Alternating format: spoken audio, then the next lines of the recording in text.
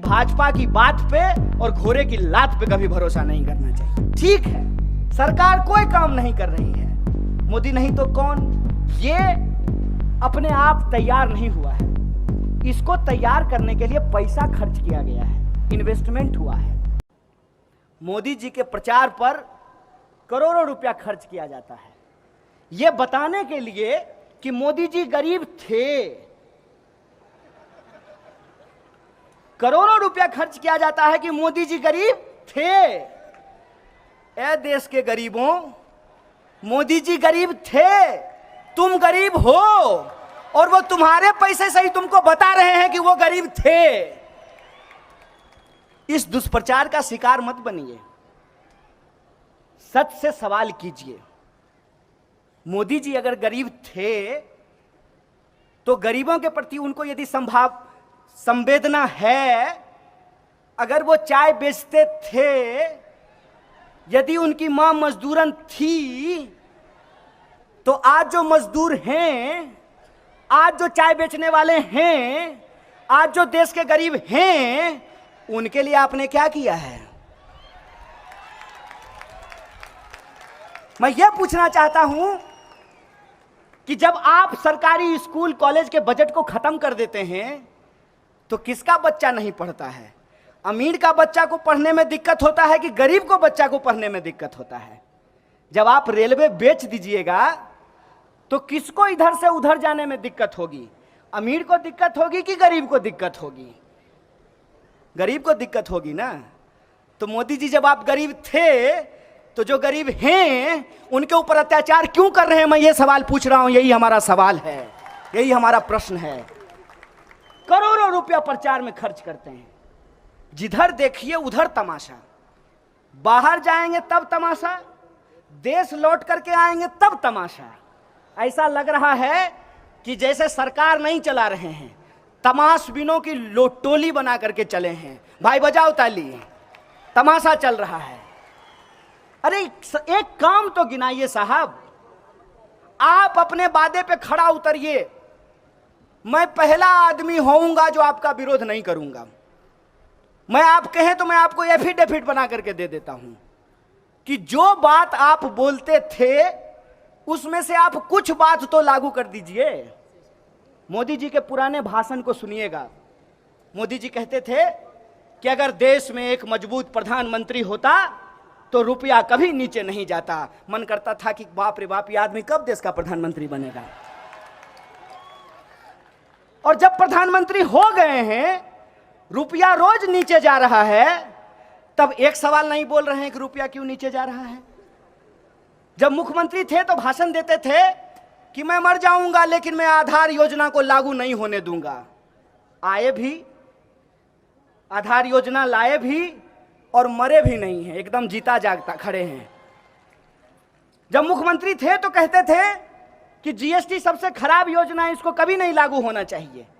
अब सरकार में हैं, प्रधानमंत्री हैं, जीएसटी लागू कर दिए हैं और उनको मालूम है कि जीएसटी में गड़बड़ी है। आपको मालूम है, सैकड़ों बार उसमें परिवर्तन किया गया है, सैकड़ों बार। सरकार खुद बजट लेकर के आती है और कहती है कि कॉर्पोरेट टैक्स लगाने से देश को फायदा होगा, इसीलिए हमने कॉर्पोरेट टैक्स लगाया है। और जब मंदी आती है तो चुपचाप जो फाइनेंस मिनिस्टर हैं चुपचाप कॉर्पोरेट टैक्स को घटा देते हैं, देश को पता नहीं चलता है। अरे अपनी बात पे तो टिके रहते। एक कहावत बार बार कही जा रही है, बार बार एक कहावत कही जाती थी कि झूठों की बात पे और घोड़ों की लात पे कभी भरोसा नहीं करना चाहिए। अब ये झूठों की बात की जगह ये हो गई है कि भाजपा की बात पे और घोड़े की लात पे कभी भरोसा नहीं करना चाहिए। एक बात हमको बता दीजिए जो इन्होंने कहा हो और जिस पे ये टिके हुए हों। और मजेदार बात ये है कि मोहन भागवत अपने भाषण में गौतम बुद्ध को याद कर रहे थे, गौतम बुद्ध को। और गौतम बुद्ध को याद करके वो ये बताने की कोशिश कर रहे थे कि इनको बुद्धिज्म में बड़ा भरोसा है। प्रधानमंत्री भी बाहर गए तो कहा कि हमने दुनिया को बुद्ध दिया है, देश में आए कहे घर में घुस के मारेंगे। बताइए, सुनते हैं कि नहीं? ये भाषा सुनते हैं कि नहीं? घर में घुस के मारेंगे। अरे घर में घुस के मारेंगे, इसका बुद्ध से क्या लेना देना है? जो दिन रात युद्ध की बात करता हो उसको बुद्ध कहां से समझ में आएगा? बुद्ध तो कहते थे सत्य और अहिंसा की बात, ये तो करते हैं झूठ और हिंसा की बात। बताइए इनको बुद्ध से क्या लेना देना है? और बुद्ध ने क्या कहा? बुद्ध ने कहा कि सत्य वो नहीं है जो आप बोलते हैं, यहां खड़ा होकर के हम कुछ भी बोलते हैं। सत्य वो है जो हम करते हैं, और इनके करने और बोलने में जमीन आसमान का फर्क है। बोलने के लिए तो ये भी कह दें कि महात्मा गांधी राष्ट्रपिता थे, बोलने के लिए तो ये भी करें कि जो है महात्मा गांधी को महान साबित कर दें, लेकिन अपनी शाखाओं में लोगों को सिखाते हैं कि महात्मा गांधी बहुत खराब आदमी था और गोडसे की पूजा करते हैं। तो इनकी कथनी और पानी सरकार को पिलाना है।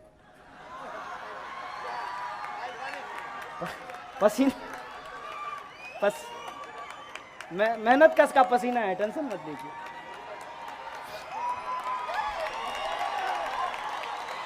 मैंने कौन सा हम लोग जो है मतलब एयर कंडीशन में पैदा हुए हैं कि पसीना नहीं निकलेगा? खेत खलिहान के आदमी है, पसीना निकलेगा, इसमें क्या दिक्कत है? निकलने दीजिए पसीना। हम लोगों का जो भी है सब सामने है। कहते हैं प्रत्यक्षम किम प्रमाणम, प्रत्यक्ष को प्रमाण का कोई जरूरत नहीं होता है। तो हम लोग सब सामने है, जो बात है सो है, इसमें छुपाने करने की कोई बात है नहीं। तो कथनी और करनी में इनका जमीन आसमान का फर्क है। जैसे आप एक चीज महसूस करते होंगे कि आज जो सच है उस सच को छुपाने के लिए एक झूठ का आडंबर रचा जा रहा है, बहुत बड़ा आडंबर रचा जा रहा है झूठ का। सवाल यह है कि यह झूठ का आडंबर क्यों रचा जा रहा है? झूठ का आडंबर इसलिए रचा जा रहा है कि हर चुनाव में जब चुनाव आए तो बात इस पे नहीं हो कि कौन अच्छा है, बात इस पे हो मोदी नहीं तो कौन। आपने देखा होगा 2019 के चुनाव के वक्त भाजपा के लोगों के पास एक भी सवाल का जवाब नहीं था। किसी भी पान की दुकान पे खड़ा होकर के आप उससे पूछते कि यार सब बात तो ठीक है, लेकिन ये बताओ किसी के खाते में 15 लाख रुपया नहीं आया, 2 करोड़ नौकरी नहीं पैदा हुई, किसानों की आमदनी दोगुनी नहीं हुई, महिलाओं पे अत्याचार नहीं रुका, महंगाई कम नहीं हुई, भ्रष्टाचार कम नहीं हुआ, तो क्या तुमको ये बात ठीक लगती है? तो भाजपा के कार्यकर्ता का जवाब होता था कि देखो तुम्हारी सब बात ठीक है, लेकिन मोदी नहीं तो कौन। यही जवाब होता था ना। और अभी भी देश में क्या जवाब है? ठीक है, सरकार कोई काम नहीं कर रही है, मोदी नहीं तो कौन, यही पूछा जाता है ना।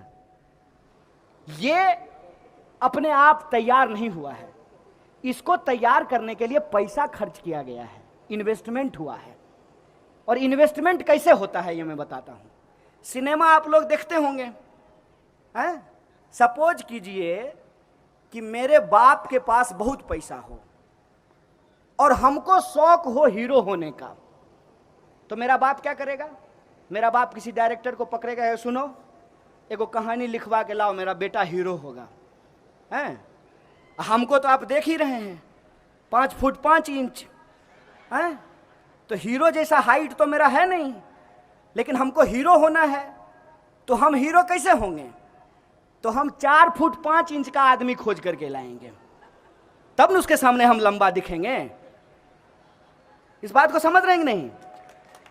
कोई भी आप हिंदी सिनेमा का गाना देखिएगा, हीरोइन जैसी हो उससे ज्यादा खोज करके महिला को लाया जाता है। खराब मैं नहीं बोल रहा हूं, मैं खराब किसी को नहीं मानता हूं, लेकिन उससे तुलना में देखने में वो अच्छी ना लगे, और थोड़ा उसमें मेकअप, पाउडर, लिपस्टिक ये सब भी लगाया जाता है। और वो बेचारी अपना पीछे में ऐसे ऐसे कर रही है, तो सारे दर्शक का नजर किस पे रहता है? हीरो पे नहीं। हीरोइन पे नजर रहता है। अब पीछे में जो 20-25 को नाच रहा है उसको कोई नहीं देखता है, उसको 200 रुपया दे करके बुला लिया, उसको कोई नहीं देख रहा है।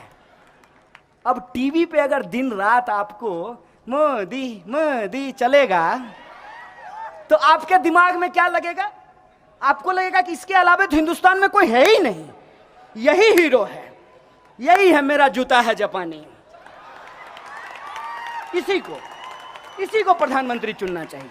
यही हो रहा है कि नहीं हो रहा है? आपके साथ यही हो रहा है ना।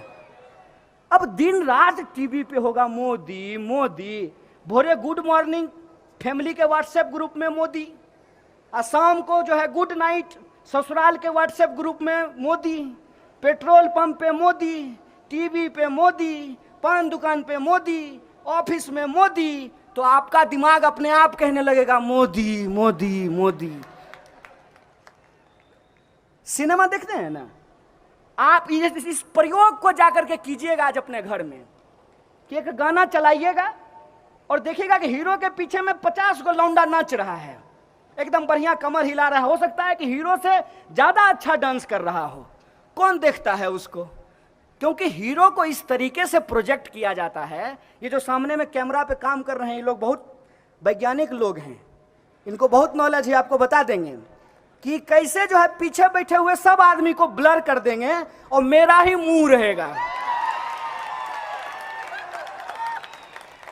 तो आपको अगर यह लग रहा है कि आप प्रधानमंत्री चुन रहे हैं, ऐसा बिल्कुल भी नहीं है।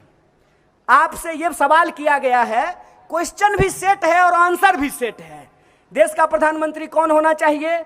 ए नरेंद्र मोदी, बी जो भाजपा का सबसे अच्छा नेता हो, सी जिसको आरएसएस बहुत प्यार करता हो, डी जो पूंजीपतियों का दुलारा हो, और ई उपरोक्त सभी। तो आपके पास ऑप्शन ही एक है। और आप हमको बताइए कि ये हिंदुस्तान है, कश्मीर से लेकर के कन्याकुमारी तक जब आप चलेंगे ना तो इतनी भाषाएं हैं जितना आपका उम्र नहीं होगा। कितना उम्र होगा ज्यादा से ज्यादा आपका? 30 साल 35 साल है। हजारों भाषाएं हैं हिंदुस्तान में, हजारों भाषाएं, हजारों संस्कृति हैं, हजारों बोलियां हैं और हजारों साल का इतिहास जिस देश के पास हो, उस देश में अगर यह कहा जाता है मोदी नहीं तो कौन, यह शर्म की बात है। इस बात को आप अपने दिमाग में डाल लीजिए। 135 करोड़ का देश है और इस देश में हमारे पास विकल्प नहीं है। विकल्प है लेकिन हमको विकल्प देखने नहीं दिया जाता है। बार बार हमारे सामने एक ऐसा विकल्प रखा जाता है कि हम अपने आप उस विकल्प की तरफ चले जाएं जिस विकल्प की तरफ हमको भेजने का प्रयास किया जा रहा है। जैसे ठंडा मतलब कोका कोला होता है ठंडा मतलब है, नारियल पानी नहीं होता है, लस्सी सत्तू दही ये सब ठंडा नहीं होता है, मिश्री सब ठंडा होता है कि नहीं होता है? तो कोका कोला कैसे ठंडा मतलब हो गया? क्योंकि आपके दिमाग में डाल दिया गया। कॉलेज की दीवार पे ठंडा मतलब कोका कोला, आमिर खान बोला ठंडा मतलब कोका कोला, कैटरीना कैफ बोली ठंडा मतलब कोका कोला, सचिन तेंदुलकर बोला ठंडा मतलब कोका कोला, पूरा देश बोल रहा है ठंडा मतलब कोका कोला। ऐसे देश चलेगा? अब की बार भाजपा सरकार नहीं है साहब, अब की बार विज्ञापन की सरकार है। आप ये अपने दिमाग में डाल लीजिए, एडवर्टाइजमेंट की सरकार है। और ये एडवर्टाइजमेंट ऐसे नहीं होता है। कोई अगर आपका दोस्त हो तो उसको पूछिएगा कि अखबार में अगर हम अपना फोटो छपवाना चाहते हैं तो कितना माल लगेगा, बताना जरा, कितना पैसा लगेगा? 10 सेकेंड अगर टीवी पे आएंगे तो कितना पैसा लगेगा? विपक्ष कमजोर है, ये ऐसा सच नहीं है। 70 साल मान लीजिए कोई पार्टी राज किया हो, अचानक से वो कमजोर कैसे हो गया है? क्योंकि उसको जो मजबूत बनाने वाली शक्तियां थी ना, वो अपना पाला बदल लिया है। मेरी बात समझे? कि जो उसको मजबूत बनाने वाली शक्तियां थी, उसने कहा कि अब हम इस घोड़े पे दांव नहीं लगाएंगे, हमको नया घोड़ा चाहिए। तो अन्ना हजारे का आंदोलन हुआ। अब पूरा देश बोला अन्ना नहीं आंधी है, देश का दूसरा गांधी है। और कब अन्ना अन्ना होते होते मोदी मोदी होने लगा, देश को पता ही नहीं चला। हो गया मोदी मोदी। आ गए मोदी जी और वादा क्या करके आए? सबका साथ सबका विकास। अल्ले दनादन जो है लोगों को कभी मांस के नाम पे, कभी मंदिर के नाम पे, कभी मस्जिद के नाम पे उनकी हत्याएं होनी शुरू हो गई। विकास तो गया तेल लेने के लिए, इकॉनमी नीचे चली गई है, लगातार कंपनियां बंद हो रही हैं। आज उत्तर प्रदेश की खबर है कि 25,000 होमगार्ड को नौकरियों से निकाल दिया गया है। इसीलिए मैं आप तमाम लोगों से यह आग्रह करने आया हूं कि देश खतरे में है, बचाइए इस देश को। हो सकता है कि आपके पास कोई चुनावी विकल्प नहीं हो, कोई अल्टरनेटिव इलेक्टोरल ऑप्शन नहीं हो, लेकिन यह देश हम सबका है, यह संस्कृति हमारी है, यह परंपरा हमारी है। इस देश में हजारों साल से सभी धर्म के लोग मिलजुल करके रहते आए हैं। ज्यादा दूर मत जाइए, अपने ही शहर को देखिए आप कि आपके शहर में मस्जिद है, मंदिर है, दरगाह है, गुरुद्वारा है, चर्च है, बुद्ध विहार है। ये हिंदुस्तान है जिसको